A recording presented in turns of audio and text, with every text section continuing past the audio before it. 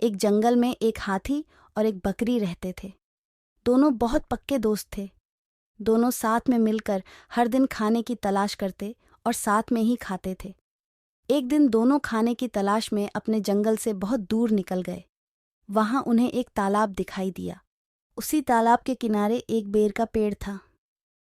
बेर का पेड़ देखकर हाथी और बकरी बहुत खुश हुए। वह दोनों बेर के पेड़ के पास गए। फिर हाथी ने अपनी सूंड से बेर के पेड़ को जोर से हिलाया और जमीन पर ढेर सारे पके हुए बेर गिरने लगे। बकरी जल्दी जल्दी गिरे हुए बेरों को इकट्ठा करने लगी। संयोगवश उसी बेर के पेड़ पर एक चिड़िया का घोंसला भी था, जिसमें चिड़िया का एक बच्चा सो रहा था और चिड़िया दाने की खोज में कहीं गई हुई थी।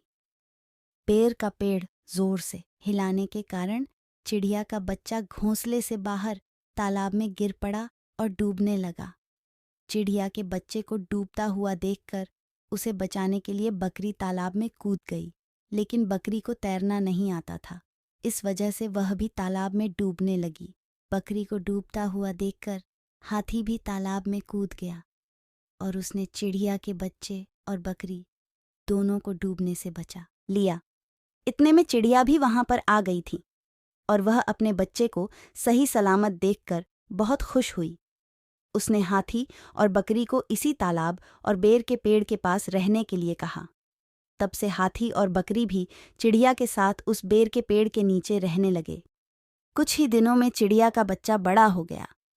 चिड़िया अपने बच्चे के साथ जंगल में घूमकर आती थी और हाथी और बकरी को जंगल में किस पेड़ पर फल लगे हैं इसकी जानकारी देती थी।